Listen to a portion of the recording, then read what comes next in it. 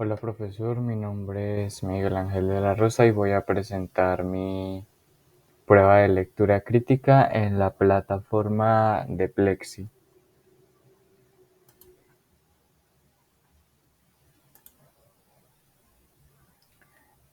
Primeramente vamos a hacer una prueba aleatoria para que las preguntas varíen a la hora de hacer em, nuestra prueba real y que no se nos repitan varias que ya hayamos visto.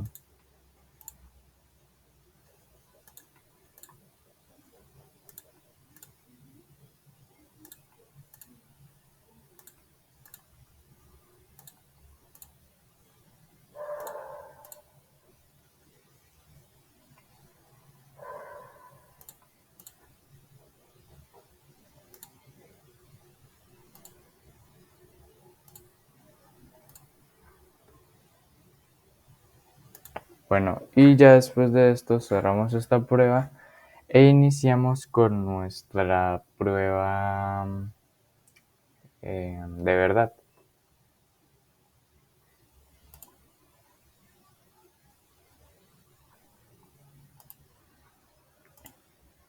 Entonces, tenemos aquí una infografía y nos dice septiembre 28, Día Internacional de la Rabia. ¿Qué es?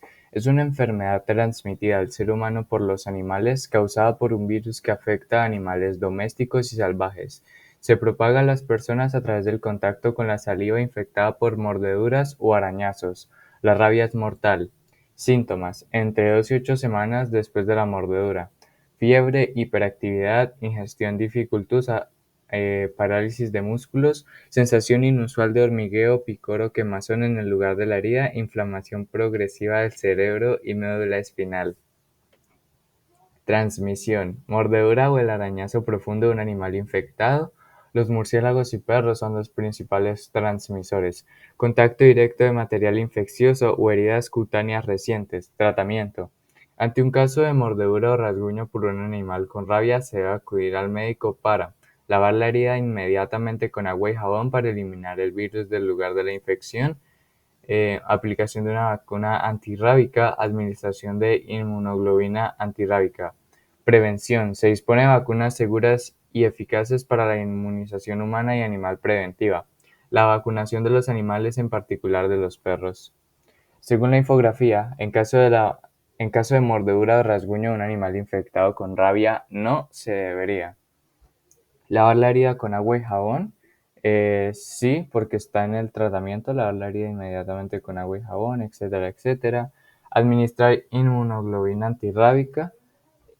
También creo que está en el tratamiento, sí, por acá. Administración de inmunoglobulina antirrábica.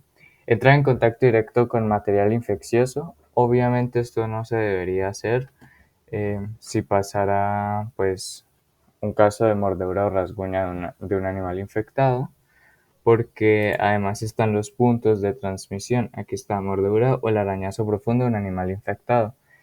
Y acudir al médico para la aplicación de vacuna antirrábica. Aplicación de vacuna antirrábica también está en el tratamiento, por eso la respuesta correcta es la C. Pregunta 2. ¿En qué lugar de la infografía habría de encontrarse el enunciado suministrar analgésicos en caso de fuerte dolor? Entonces,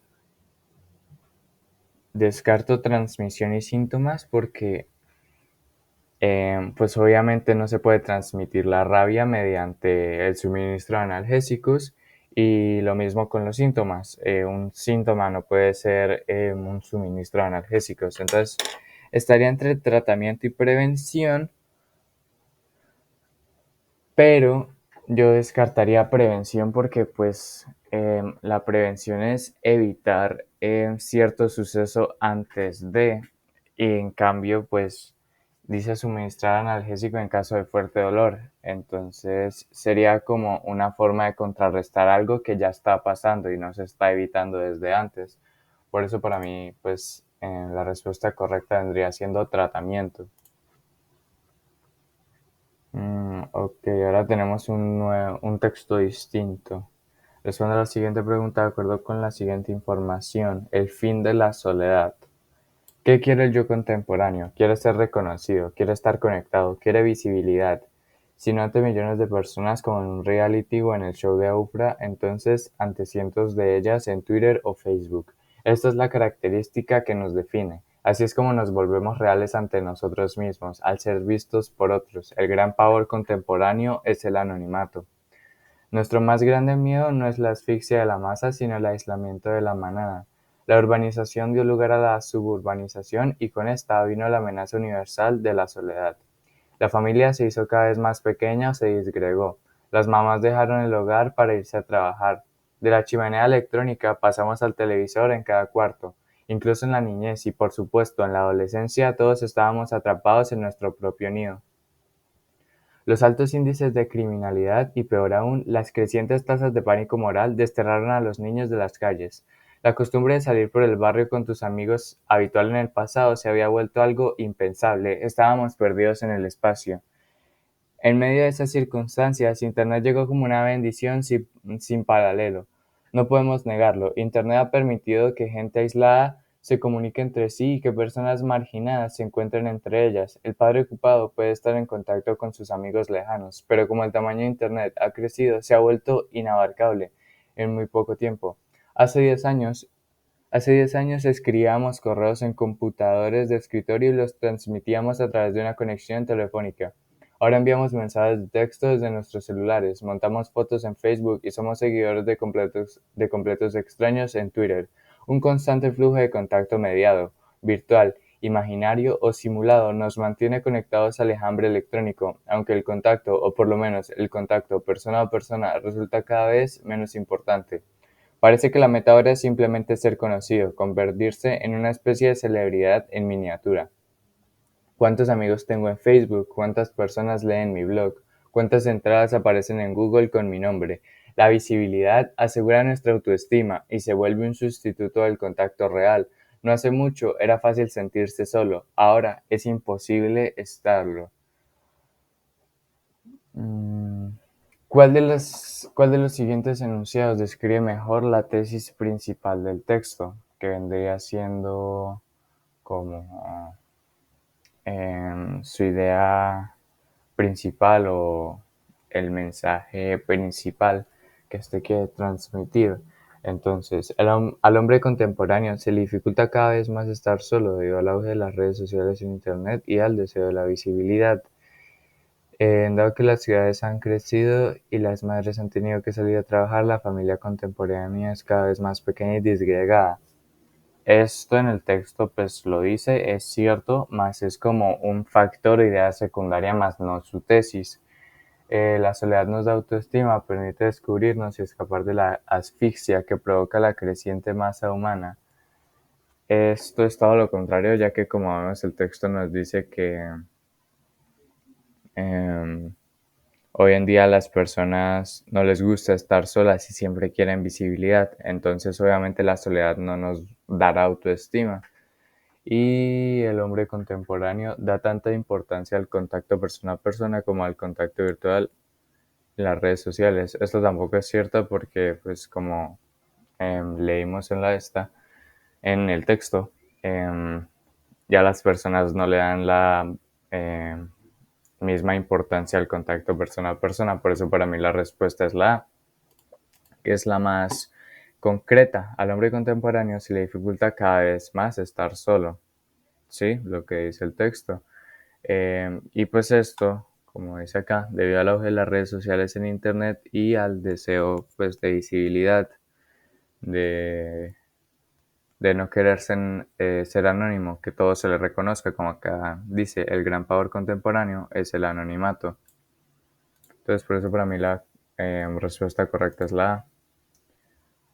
Pregunta 4. En el último párrafo, la expresión celebridad en miniatura se acerca en significado a. Entonces, en el último párrafo. mm,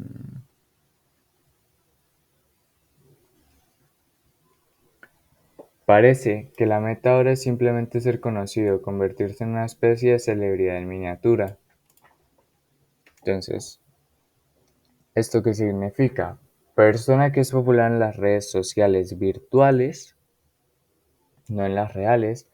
Réplica realizada en pequeña escala de una celebridad en los medios reales. No, esta no es la respuesta correcta porque, porque en ningún momento hablan como de alguna estatuilla o algo parecido, como de alguna celebridad como a pequeña escala. La C, persona que aparece en un reality o en un show de televisión como el de Oprah. Eh, no, eso tampoco es la respuesta porque eh, aquí hablan de las personas que pueden ser conocidas como en un reality o en un show de Oprah. Sí, pero no está conectado a lo que viene siendo la idea de ser una celebridad en miniatura. Entonces, por eso para mí tampoco es esta, porque además está la de que las celebridades en miniatura son precisamente personas que aparecen en un reality y pues esa no es la idea. Y la de ese personaje que es solo famoso en su barrio y municipio, pero no fuera de él. Esto no tiene nada que ver porque pues en ningún momento nos hablan de alguna fama como de poco alcance, si me hago entender. Entonces, por eso para mí la respuesta es la A, ¿no? Pues las personas que son populares en las redes sociales, más no en las reales, como dice ahí, pues vendría siendo una red social de verdad, ¿no? Entre personas entre sí, contacto cara a cara, si se le puede llamar. Em, y pues yo conectaría la palabra miniatura a que pues básicamente las personas verían a aquella persona, a aquella celebridad en miniatura desde sus teléfonos o sus pantallas y pues obviamente la verían más pequeña, ¿no? Por la cuestión de la pantalla. Entonces por eso para mí la respuesta correcta aquí vendría siendo la A. Pregunta 5 y tenemos otro texto. La invención de la imprenta, aunque ingeniosa, no es gran cosa comparada con la invención de las letras, pero no sabemos quién fue el primero en iniciar el uso de las letras. Los hombres dicen que Cadmo, hijo de Ageno, rey de Fenicia, fue quien, fue quien las trajo por, por vez primera a Grecia. Fue una invención beneficiosa para mantener la memoria del tiempo pasado y la vinculación de la humanidad, dispersada en tantas y tan distintas regiones de la Tierra y nada sencilla, pues procede de una cuidadosa observación de los diversos movimientos de la lengua, el paladar, los labios y otros órganos. Todo ello con el fin de hacer el mayor número de diferencias entre caracteres para recordarlos, pero la más noble y beneficiosa invención de todas fue el lenguaje, que consiste en nombres o apelaciones y en su conexión, mediante las cuales los hombres registran sus pensamientos, los recuerdan cuando han pasado y se los declaran también unos a otros para utilidad mutua y conversación, sin lo cual no habría existido entre los hombres ni república, ni sociedad, ni contrato, ni paz, ni ninguna cosa que no esté presente entre los leones, osos y lobos.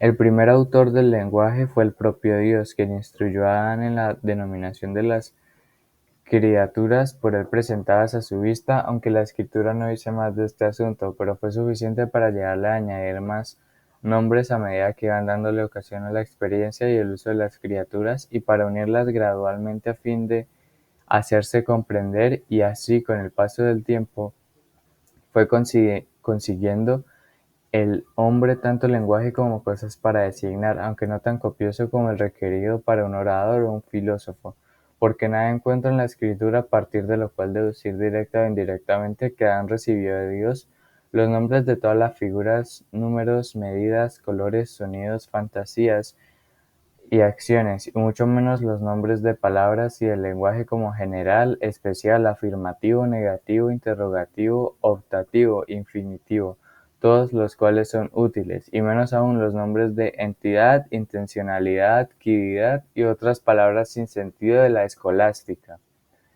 Pero todo este lenguaje conseguido y aumentado por Adán y su posteridad se perdió de nuevo en la Torre de Babel, cuando por la mano de Dios todo hombre fue castigado por su rebelión con un olvido de su lengua anterior, y viéndose así forzados a dispersarse por las diversas partes del mundo.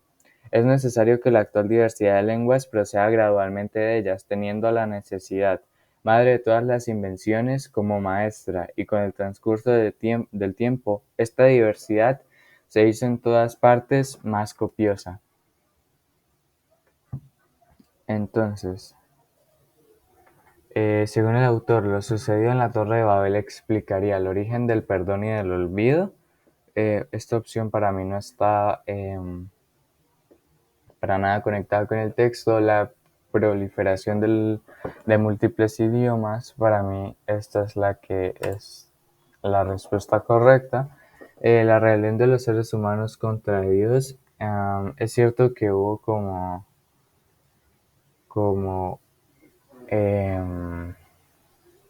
una rebelión de los seres humanos contra Dios en la Torre de Babel, pero esa rebelión no es lo que explica lo que pasó allí. En los movimientos migratorios alrededor del mundo, esto tampoco tiene nada que ver porque los movimientos migratorios se han venido dando más como en los últimos años. Y esto no era como tan real en aquella época, entonces no tiene sentido conectar un problema actual con algo tan antiguo. Em, entonces, pues para mí la respuesta correcta a la proliferación de múltiples idiomas es la respuesta correcta porque dice, pero todo este lenguaje conseguido y aumentado por Adán y su posteridad se perdió de nuevo en la Torre de Babel, cuando por la mano de Dios todo hombre fue castigado por su rebelión con un olvido de su lengua anterior, y viéndose así forzados a dispersarse por las diversas partes del mundo, es necesario que la actual diversidad de lenguas proceda gradualmente de ellas, etcétera, etcétera. Entonces, pues básicamente les hizo perder la lengua pues a los que estaban en la Torre de Babel, y así se dispersaron por el resto del mundo y pues fueron como creando sus propias lenguas. Entonces, por ejemplo, alguien que fuera hacia Europa y, o sea, hacia distintas partes de Europa, y que entonces desarrollara italiano y por otro lado el francés, por otro el alemán, y, y pues que así sí, se proliferara, o sea, que se expandiera, que se, que se esparciera. Entonces, por eso para mí es la respuesta correcta. Además, si nos apoyamos en la Biblia, básicamente eso es lo que al final concluyen con la historia de la Torre de Babel. Básicamente ahí vienen las distintas lenguas. Pregunta 6. Según el texto, el léxico de Adán era más amplio que el de un orador o un filósofo. Eh, Esta la podemos descartar porque aquí, hablando del lenguaje, o sea, del léxico de Adán, aquí decía,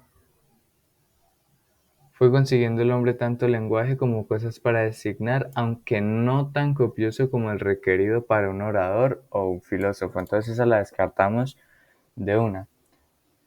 Incluida todas las formas gramaticales de las lenguas actuales, esa tampoco es correcta porque por acá mismo,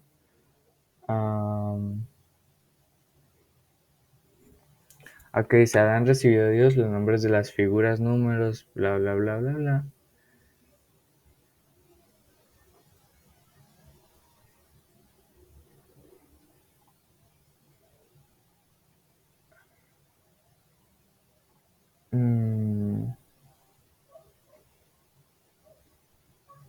acá, y mucho menos los nombres de palabras y el lenguaje como general, especiales, y todos los cuales son útiles, y menos aún los nombres de entidad. Entonces solo como que le brindó unas bases.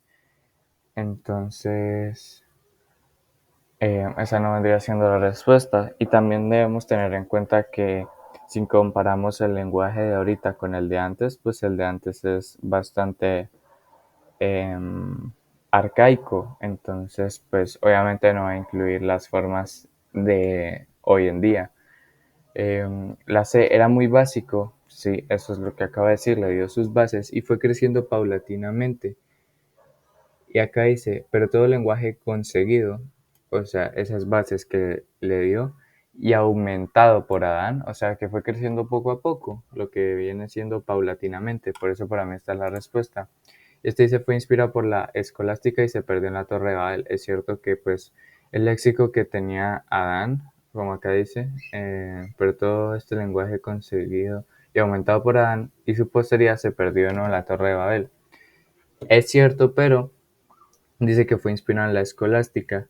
Y aquí dice, de las partes que Dios como que no le dio a Adán, que dice, y menos aún los nombres de entidad, intencionalidad, equidad y otras palabras sin sentido de la escolástica. Entonces esa parte pues tampoco se la brindó a Adán. Por eso para mí esta es la respuesta correcta. Entonces, pregunta 7. Ok, ya cambiamos de texto. Será bueno considerar cuál es el valor de la filosofía y por qué debe ser estudiada. Es tanto más necesario considerar esta cuestión ante el hecho de que muchos, bajo la influencia de la ciencia de los negocios prácticos, se inclinan a dudar que la filosofía sea algo más que una ocupación inocente, pero frívola e inútil, con distinciones que se quiebran de puros sutiles y controversias sobre materias cuyo conocimiento es imposible. Pero ante todo, si no queremos fracasar en nuestro empeño, debemos liberar nuestro espíritu de los prejuicios de lo que se denomina equivocadamente el hombre práctico. El hombre práctico, en el uso corriente de la palabra, es el que solo reconoce necesidades materiales, que comprende que el hombre necesita el alimento del cuerpo, pero olvida la necesidad de procurar un alimento al espíritu. Si todos los hombres vivieran bien, si la pobreza y la enfermedad hubiesen sido reducidas al mínimo posible, quedaría todavía mucho que hacer para producir una sociedad estimable, y aún en el mundo actual, los bienes del espíritu son por lo menos tan importantes como los del cuerpo. El valor de la filosofía debe hallarse exclusivamente entre los bienes del espíritu, y solo los que no son indiferentes a estos bienes pueden llegar a la persuasión de que estudiar filosofía no es perder el tiempo. El hombre que no tiene ningún barniz de filosofía va por la vida prisionero de los prejuicios que derivan del sentido común, de las creencias habituales en su tiempo y en su país, y de los que se han desarrollado en su espíritu sin la cooperación y el consentimiento deliberado de su razón. Para este hombre, el mundo tiende a hacerse preciso, definido, obvio. Los objetos habituales no le suscitan problema alguno, y las posibilidades no familiares son desdeñosamente rechazadas. Desde el momento en que empezamos a filosofar, hallamos por el contrario que aun los objetos más ordinarios conducen a problemas a los cuales solo podemos dar respuestas muy incompletas. La filosofía, aunque incapaz de decirnos con certeza cuál es la verdadera respuesta a las dudas que suscita, es capaz de sugerir diversas posibilidades que amplían nuestros pensamientos y nos liberan de la tiranía de la costumbre. Así, al disminuir nuestro sentimiento de certeza sobre lo que las cosas son, aumenta el alto grado nuestro conocimiento de lo que pueden ser, rechaza el dogmatismo, algo arrogante de los que no se han introducido jamás en la región de la duda liberadora, y guarda vivas nuestro sentido de la admiración, presentando los objetos familiares en un aspecto no familiar. De acuerdo con el último párrafo, se puede inferir que, según el autor, el valor de la filosofía, entonces, no radica en que nos permite conocer posibilidades no familiares. Esto lo acabamos de leer al final. presentando los objetos familiares en un aspecto no familiar. Entonces sí llega a radicar en eso, por eso esta no es la respuesta. No radica en que da una solución segura a los problemas que discute. Esto es cierto. La filosofía no radica en dar respuestas como precisas o exactas como lo hace la ciencia. Lo que hace la filosofía es más que todo plantearnos dudas. Y por aquí está algo que apoya esta idea. Em, la filosofía, aunque incapaz de decirnos con certeza cuál es la verdadera respuesta a las dudas que suscita, es capaz de sugerir diversas posibilidades que amplían nuestros pensamientos y nos liberan de la tiranía de la costumbre. Y aquí también dice que aún los objetos más ordinarios conducen a problemas a los cuales solo podemos dar respuestas muy incompletas. Pero pues vamos a mirar las otras. Radica en que nos libera de la tiranía de la duda y del dogmatismo. Es cierto que sí radica en que nos libera del dogmatismo, pero aquí lo que no es cierto es que nos libere de la duda, porque como ya dije, la filosofía se basa más en ayudarnos a dudar y a plantearnos preguntas. Entonces, por eso la C tampoco es la respuesta. Y la D dice Raiken que aumenta nuestro conocimiento de los objetos que estudia la ciencia. Esto pues tampoco porque la, la ciencia y la filosofía no van de la mano, ya que la filosofía está abierta a diferentes caminos que se planteen y la ciencia siempre va a, a buscar respuestas exactas. Entonces, por eso para mí la D tampoco es. La 8. Considera el siguiente resumen del texto. Según muchas personas, influidas por los negocios prácticos y la ciencia, la filosofía es una ocupación inútil, no tiene ningún valor y no hay por qué estudiarla. Sin embargo, a pesar de que la filosofía no tenga un valor material, la filosofía tiene de hecho un valor espiritual. Entonces, ¿cuál de los enunciados completa de manera más satisfactoria el resumen del texto?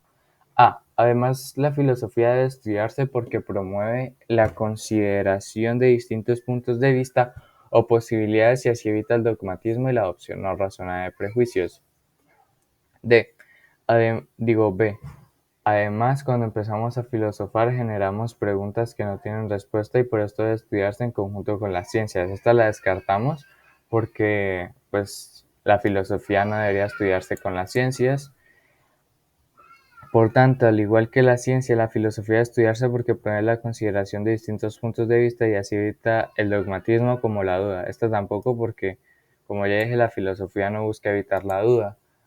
Y la dice, por tanto, la filosofía no es útil para el hombre práctico, quien piensa que estos son valores materiales y cree ciegamente los prejuicios. Entonces, esto es cierto, pero para mí la completa de manera más satisfactoria aquel resumen, porque aquí ya nos empiezan a empezar a hablar como de la ventaja de la filosofía desde el sin embargo. Sin embargo, a pesar de que la filosofía no tenga un valor material, la filosofía tiene de hecho un valor espiritual. Y me parece que no es,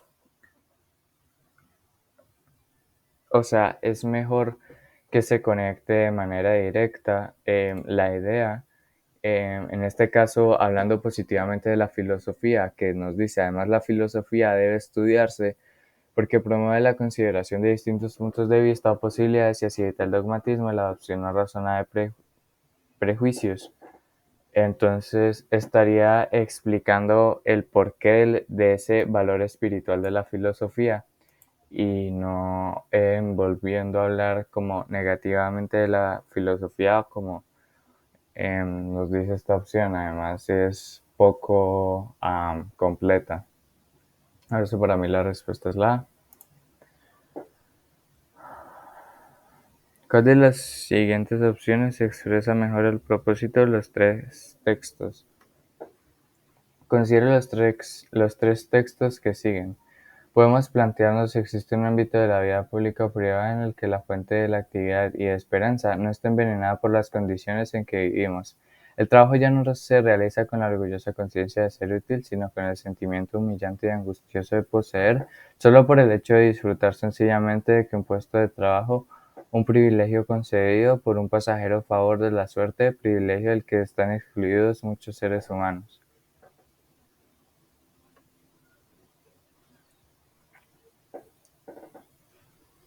Perdón. El otro texto dice, digan en buena hora que el trabajo es una necesidad dolorosa para la conservación de la vida, pero no digan que es una virtud, pues el reposo y la dulce inactividad son más gratos al hombre y a todos los animales que el movimiento y la fatiga. Ah, y se dice, el conocimiento y hábito de las buenas maneras no se consigue sino mediante el uso largo y continuado. Gustos, modales y hábitos de vida refinados son una prueba útil de hidalguía porque la buena educación exige tiempo, aplicación y gastos y no puede por ende ser adquirida por aquellas personas cuyo tiempo y energía han de emplearse en el trabajo. Entonces, ¿cuál de las siguientes opciones expresa mejor el propósito de los tres textos? Entonces tenemos que tomar en cuenta en cada uno de ellos. Entonces, persuadir al lector de que el trabajo es poco satisfactorio, recordarle al lector la importancia de la educación y del trabajo, convencer al lector de que el trabajo es necesario para sobrevivir, exhortar al lector a buscar un trabajo que en lo posible no sea humillante. Entonces, descartamos la D de primera porque eh, esta como que no le está diciendo al lector que busque un trabajo, está hablando pues sobre el trabajo y describiendo algunas de las características de este, pero en ningún momento le está diciendo como, hey, busca un trabajo que no sea humillante o algo por el estilo. Eh, la, la B, recordarle al lector la importancia de la educación y del trabajo, la descarto porque nos dice que tengamos, o sea, veamos cuál es la opción que expresa mejor el propósito de los tres textos. Y de la educación solo se habla un poco en el tercero que dice ah,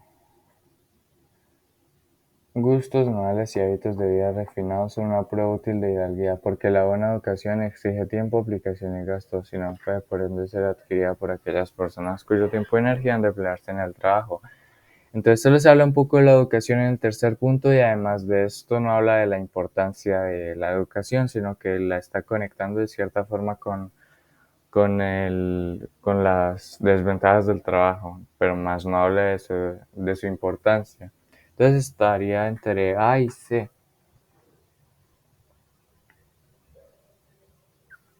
pero yo descartaría la C porque en ningún momento los textos tienden a buscar como con argumentos convencer al lector de que el trabajo sea como, sí, necesario para sobrevivir.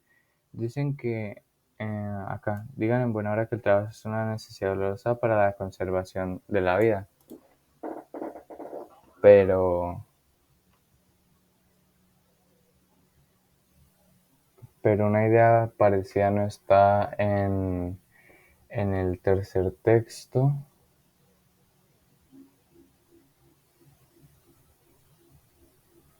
y en el primero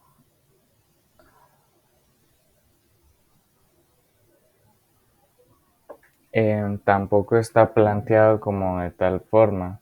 Pero pues como digo, en ningún momento los textos buscan convencernos al respecto. Por eso para mí la respuesta correcta vendría siendo la A. persuadir al lector de que el trabajo es poco satisfactorio. Entonces, pues, uno mediante una persuasión simplemente está mostrando como los argumentos em, al respecto para exponerle a alguien. Y pues eso es lo que están haciendo como los tres textos. em, Dando, pues cada autor dando sus argumentos del por qué el trabajo es poco satisfactorio, ¿no? Pues porque puede ser humillante o angustioso, em, porque no es grato, porque quita tiempo y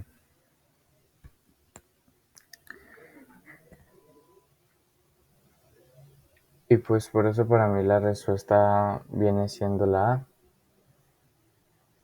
persuadir al lector de que el trabajo es poco satisfactorio.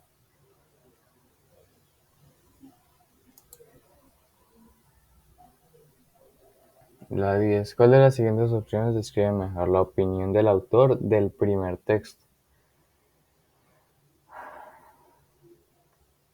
Entonces, la única motivación que puede tener alguien para realizar un trabajo es creer que lo que hace es útil y bueno aunque sea humillante. Esta la descarto porque aquí dice el trabajo ya no se realiza con la orgullosa conciencia de ser útil. Entonces, esa ya queda descartada. La B. Es triste creer que poseer un puesto de trabajo es un privilegio, pero esa creencia es precisamente lo que motiva a las personas a trabajar. Am, para mí por ahora esta es la respuesta correcta porque eh, mucha gente en el texto nos expone que pues la gente cree que el hecho de tener un trabajo es un privilegio, pero pues viéndolo desde cierto punto de vista no lo es porque pues quema mucho nuestro tiempo, em, ya no se hace con conciencia de ser útil y, y pues condiciona como mucho nuestra forma de vivir. Y pues por eso mismo que las personas crean que es un privilegio, eh, es lo que motiva a las personas a trabajar porque ellas creen que es un privilegio. Por eso dice es triste, porque es algo que puede conmocionar al autor desde su punto de vista, que em, pensar que el trabajo sea un privilegio eh, nos motive a trabajar. Entonces, por eso para mí por ahora esa es la respuesta. Um, es humillante y angustioso creer que el trabajo es útil, pero actualmente es la única forma de conseguir un puesto de trabajo. Para mí esa no es la respuesta, porque lo que es humillante y angustioso viene siendo el trabajo, más no creer que el trabajo es útil. Entonces, esa respuesta es como una pequeña trampa ya que juega con varias palabras que están en ese primer texto para hacernos creer que la respuesta es la correcta, pero lo que dice es algo totalmente distinto porque se cambia como el orden de la idea con las palabras. Y la de es agradable tener un puesto de trabajo, pues es un privilegio que solo pueden tener las personas que son útiles, no las personas con suerte. Esta la descarto solo con la primera frase que dice, es agradable tener un puesto de trabajo, porque el autor nos manifiesta pues que en realidad no es agradable, sino que es como ingrato.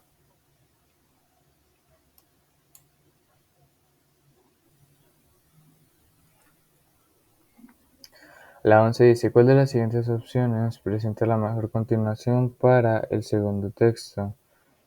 Entonces el segundo texto dice: digan en buena hora que el trabajo es una necesidad dolorosa para la conservación de la vida, pero no digan que es una virtud, pues el reposo y la dulce inactividad son más gratos al hombre y a todos los animales que el movimiento y la fatiga.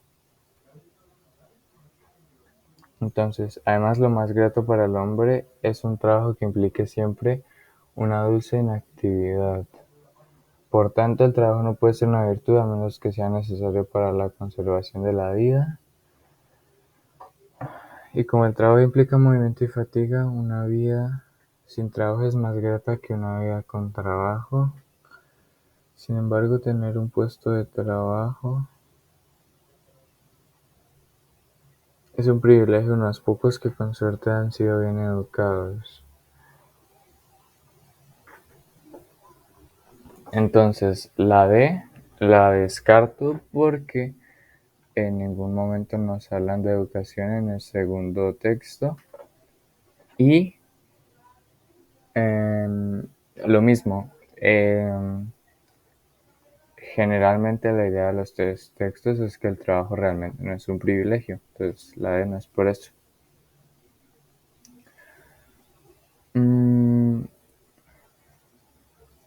La descarto porque es lo más grato para el hombre, es un trabajo que implique siempre una dulce inactividad y no tiene sentido porque un trabajo no va a conllevar inactividad, entonces la idea se contradice a sí misma. La B dice: por tanto, el trabajo no puede ser una virtud a menos que sea necesario para la conservación de la vida.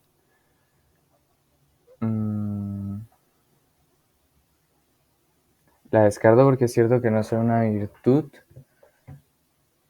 pero no me parece que sea una buena continuación, porque aquí ya nos dicen: pero no digan que es una virtud, pues el reposo y la dulce inactividad son más gratos al hombre y a todos los animales que el movimiento y la fatiga. Y luego diría: por tanto, el trabajo no puede ser una virtud, a menos que sea necesario para la conservación de la vida. Entonces, por eso para mí no es, porque cae sobre una repetición. Y lo que nos dice la segunda frase de esta opción dice: a menos que sea necesario para la conservación de la vida. Entonces lo que nos está diciendo que si el trabajo llega a ser necesario para conservar nuestra vida, en ese momento sí sería una virtud. Y pues no nos es, o sea, el texto nos dice que en todo momento el trabajo simplemente no es una virtud. Y en sí el trabajo ya nos ayuda a la conservación de la vida. Y aún así no es una virtud. Entonces, por eso para mí la respuesta vendría siendo la C, que nos dice: como el trabajo implica movimiento y fatiga, una vida sin trabajo es más grata que una vida con trabajo. Porque aquí solo estamos hablando de si es grata o no. Y pues sí, una persona obviamente va a sentirse más libre si simplemente eh, está inactiva y sin ser sometido como a movimiento y fatiga. Entonces, por eso, pues, como nos dice la opción, una vida sin trabajo es más grata que una vida con trabajo, porque igual, no, como dije, solo estamos hablando de si es grata o no, no si nos va a hacer falta o algo. Entonces, si vamos a hablar de si es grata o no, obviamente una vida sin trabajo va a ser más grata que una con trabajo. Entonces, por eso para mí la respuesta es la C.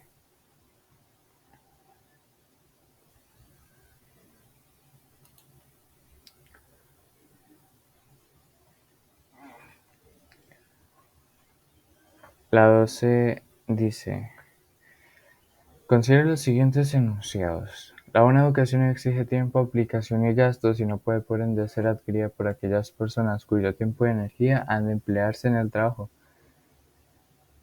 Les dice, digan en buena hora que el trabajo es una necesidad dolorosa para la conservación de la vida, pero no digan que es una virtud. Las siguientes opciones, ¿cuál describe mejor la relación entre los enunciados 1 y 2? El enunciado 1 funciona como razón a favor del enunciado 2. La 1 es la vez al revés, el enunciado sirve como una razón a favor del enunciado 1. La C dice, el enunciado 2 expone la antítesis de lo expresado por el enunciado. Y la D dice, el enunciado 1 describe un ejemplo en contra del enunciado 2. Entonces ya voy a empezar descartando la C y la D porque dice que expone una antítesis de lo expresado y pues es una contradicción y claramente vemos que ambos enunciados están de la mano porque hablan pues de ciertos puntos negativos o desventajas del trabajo. Y pues por eso también descartaría la D, porque si describe un ejemplo en contra del enunciado 2, eso también pues vendría siendo una contradicción. Entonces por eso estas dos quedan descartadas. Antítesis es una contradicción y pues esto también ejemplo en contra. Nos permite inferir que viene siendo esto. Entonces tendríamos el enunciado 1 funciona como razón a favor del enunciado 2 o la opción 2 que vendría siendo lo opuesto. El enunciado 2 sirve como una razón a favor del enunciado 1. Entonces,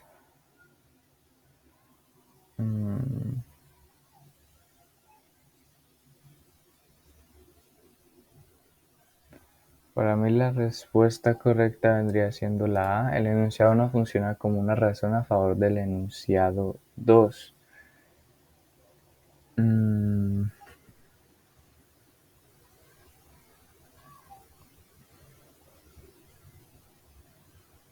Porque la 1 básicamente nos dice, una ocasión exige tiempo, aplicación, gastos, no puede ser adquirida por aquellas personas que tiempo. La 1 básicamente nos dice que el trabajo nos puede dejar sin tiempo para algunas cosas que pueden llegar a ser importantes, como la educación en este caso. El 2 dice, digan en buena hora que el trabajo es una necesidad dolorosa para la conservación de la vida, pero no digan que es una virtud. Entonces, el 1 nos dice que el trabajo simplemente pues puede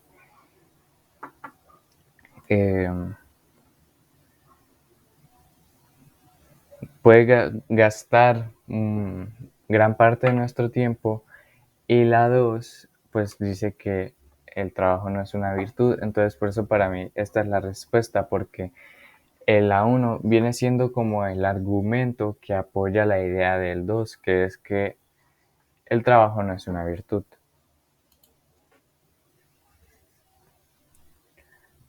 La 13, otro texto, entonces nos dice, moras probióticas para transformar la lonchera. Ingenieros de alimentos quieren revolucionar la industria con comestibles de paquetes saludables. Con este fin utilizan microorganismos benéficos para la salud en productos poco tradicionales, como las moras de Castilla. El objetivo es ofrecer una nutritiva y atractiva golosina crujiente. Sneider Rodríguez Barona, docente de la Universidad Nacional de Colombia en Manizales e integrante de la Mesa de Seguridad Alimentaria de Caldas, trabaja en la obtención de alimentos funcionales a partir de compuestos orgánicos útiles para alguna función del cuerpo humano. Compuestos bioactivos. A este grupo pertenecen los probióticos, que contienen microorganismos vivos que al ser consumidos con frecuencia proporcionan beneficios para el tracto digestivo. En algunos casos reducen el colesterol en la sangre e incluso se investigan sus propiedades para inhibir ciertos tipos de cáncer. La innovación de la UN consiste en el enriquecimiento nutricional de moras y otras frutas, así como de su presentación para que puedan reemplazar al tradicional tentempié de paquetico. A las cualidades nutricionales propias de la mora las estamos enriqueciendo con probióticos, impregnando de prebióticos una fibra soluble que en el tracto intestinal favorece el crecimiento de microorganismos benéficos, afirma Rodríguez Varona.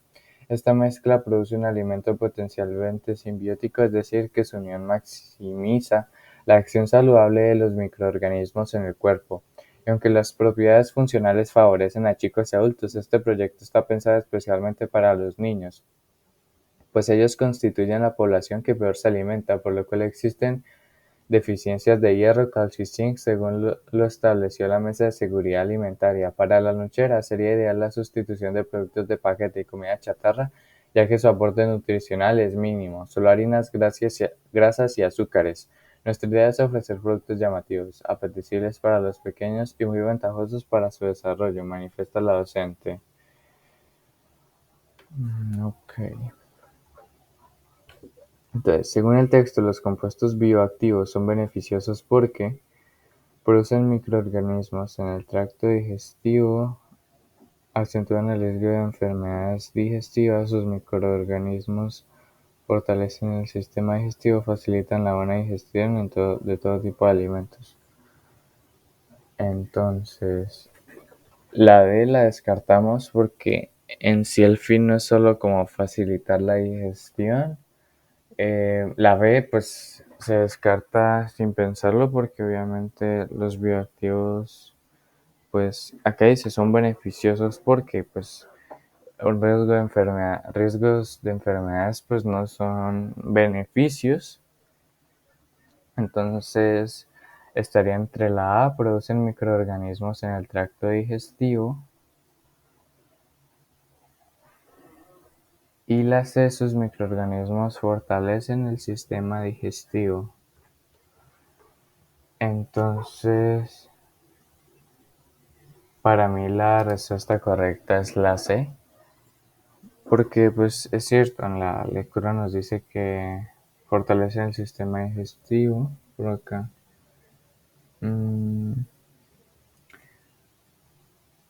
Que contienen microorganismos vivos que al ser consumidos con frecuencia proporcionan beneficios para el tracto digestivo. Y por aquí también nos dice, una fibra soluble que en el tracto intestinal favorece el crecimiento de microorganismos benéficos. Y pues descartaría la A porque en sí la producción de microorganismos en el tracto digestivo no nos habla de un beneficio en sí. Entonces por eso para mí la respuesta correcta es la C. La 14. Teniendo en cuenta la fuente del texto, se puede afirmar que su principal objetivo es resaltar la importancia de la universidad, difundir los proyectos, reconocer que los descubrimientos científicos son útiles a la sociedad, promocionar un producto que conoce a su empresa. Entonces, yo descartaría resaltar la importancia de la universidad, porque no nos habla en sí de la universidad, o sea, no nos hablan de lo importante que sea o no la universidad donde se desarrolló el proyecto. Tampoco se busca como tal promocionar el producto y pues tampoco se dice que la universidad se haga empresa con esto. Entonces estaría entre la A y la D, difundir los proyectos científicos que buscan tener efecto en la sociedad y reconocer que los descubrimientos científicos son útiles a la sociedad. Mm, Teniendo en cuenta la fuente. Ok, pues dice, tomado y adaptado de Universidad Nacional periódico de la Universidad Nacional. Entonces, pues para mí la respuesta correcta vendría siendo la A. Difundir los proyectos científicos que buscan tener efecto en la sociedad. Esto, pues, ya que los periódicos son para esto, ¿no? Para difundir ideas y pues em, de cierta u otra forma,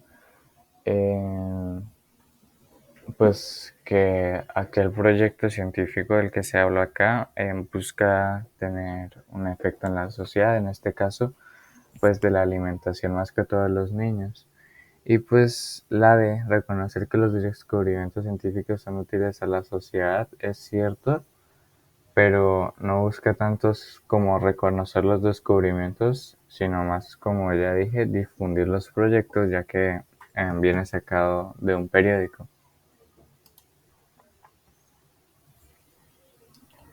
Pregunta 15. Entonces tenemos otra lectura. Es noche de martes. Diego lava lechuga. Yo corto cebollas, pico tomates, controlo una salsa. Abrimos un vino. Después de comer, cruza sus cubiertos y me dice que qué bien cocino, que soy re buena ama de casa. Ahora, mucha confianza y años juntos. Solo finjo que me enojo y él que me conoce finge que se sorprende con mi ceño fruncido. Sabe que me gusta cocinar y tener la casa ordenada, pero sabe también que me imagino el infierno bajo la forma de las tareas del hogar como ocupación obligatoria y excluyente. Tenemos cuentas separadas, casa compartida y responsabilidades iguales, en fin, casi.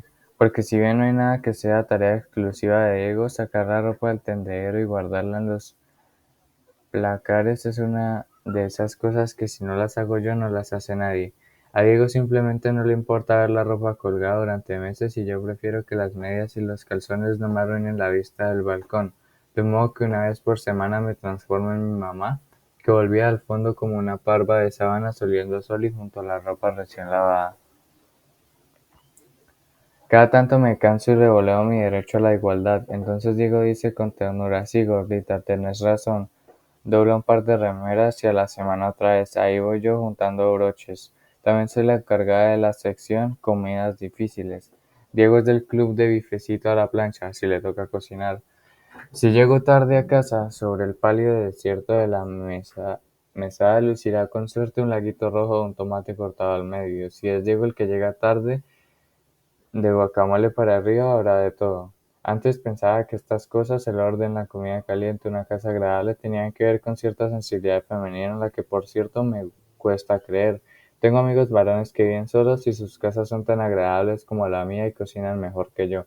Prefiero pensar que son síntomas visibles de mi buena educación, de buen partido, prolija, limpia, ordenada, cosas que aprendí de mi madre, perfumar la casa con cascarita de naranja, sacar las frazadas al sol. Entonces, en la parte final del texto, la narradora concluye que las labores del hogar están asociadas a la educación y no hay diferencias de género. Las diferencias de género han sido suprimidas con el tiempo. El orden, la cocina y la limpieza son propios de la sensibilidad femenina. El papel de la mujer no ha cambiado en los años. Mm. Para mí la respuesta correcta es la A, porque aquí nos dicen que pues tengo amigos varones que viven solos y sus casas son tan agradables como la mía y cocinan mejor que yo. Entonces, básicamente, o sea, de forma indirecta nos dice que las cosas de casa no son solo cosa de mujeres. Y se prefiero pensar que son síntomas visibles de mi educación de buen partido. Entonces, pues básicamente lo que concluye ella es que una persona colabore o no en la casa viene más de la educación que se le impartió y no tanto de si es hombre o mujer. Y pues la B, la C y la D las descarto todas de una porque cada una de ellas habla pues más que todo de esa desigualdad de género y pues no es lo que viene concluyendo la autora. Este texto se sanciona una cultura en la que los hombres maltratan a las mujeres. No, en ningún momento se habla de que Diego haya maltratado a la autora o algo por el estilo. Las mujeres adoptan el papel de madres. Eh, Independientemente no de si una mujer adopta el papel de madre o si lo hace un papá, pues no es como la cultura que se sanciona. Los hombres no asumen las tareas del hogar, las mujeres trabajan más que los hombres. Tampoco se habla de si los hombres o las mujeres trabajan más. Para mí la respuesta correcta es la C, los hombres no asumen las tareas del hogar, que es básicamente lo que hace Diego y de lo que hablaba la autora.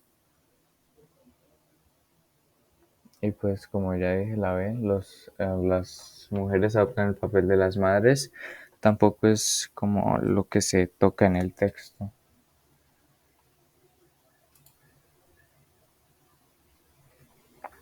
A la 17, las dos primeras frases del texto introducen al conflicto, pues señalan. Entonces, las primeras dos frases. Diego lava lechuga. La primera frase, la segunda sería: yo corto cebollas, pico tomates, controlo una salsa. Entonces, un problema fundamental de las parejas no es porque es una generalización y no todas las parejas son así.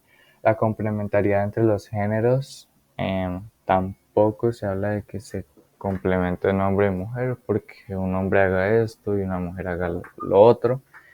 Las malas intenciones de los miembros del hogar tampoco, porque ahí no se evidencia una mala intención y durante todo el texto tampoco podemos ver mala intención por parte de Diego. Entonces, por eso para mí la respuesta correcta es un desbalance en las labores del hogar. Porque es claro, Diego hace una cosa, lavar lechugas. En cambio, la autora corta cebollas, pica tomates y controla una salsa. Entonces, pues ese vendría siendo el desbalance, que ella hace pues el triple de lo que Diego viene haciendo. Con la expresión Diego es del club del bifecito a la plancha, si le toca cocinar, la autora busca involucrar al lector usando un lugar común. Eh, para mí no es la respuesta correcta porque el punto o la idea de ella no es como hablar respecto a aquel club, sino más como de la forma de cocinar de él. Por eso para mí esa no es la respuesta.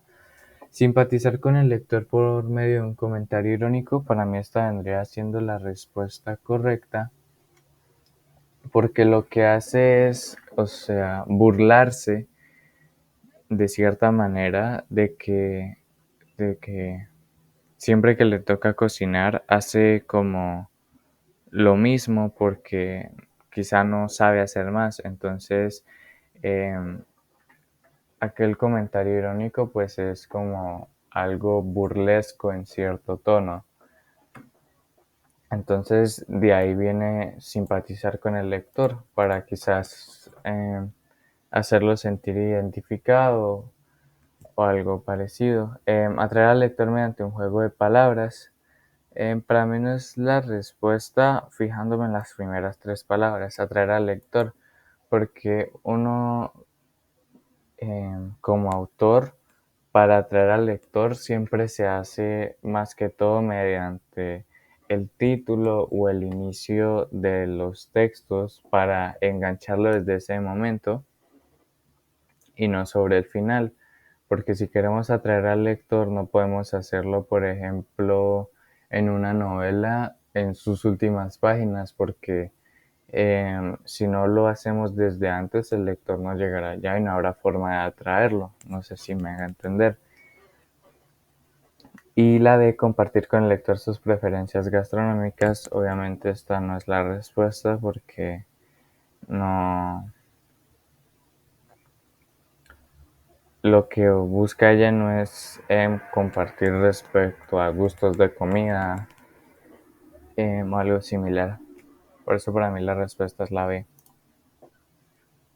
Y la pregunta 19. En el texto se muestra a Diego como un hombre emocional y desinteresado.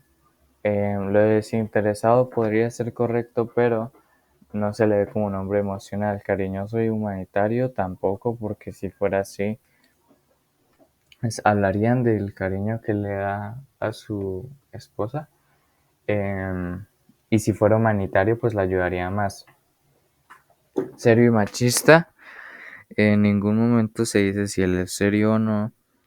Y pues él no es como tal machista, sino como la autora concluye en el texto. No colabora mucho en la casa, más que todo por la educación que se le dio. Si fuera realmente machista, pues quizá la trataría mal y el argumento de él para no colaborar en la casa quizás sería que pues él es el hombre de la casa y ella es la mujer, y comprensivo y negligente. Para mí esta es la respuesta correcta, porque pues sí se ve que es comprensivo, ¿no? Acá que dice, cada tanto me canso y revoleo mi derecho a la igualdad, entonces digo, dice con ternura, sí, gordita, tenés razón. Entonces, mediante esa frase podemos inferir que él es comprensivo. Y negligente, pues es una persona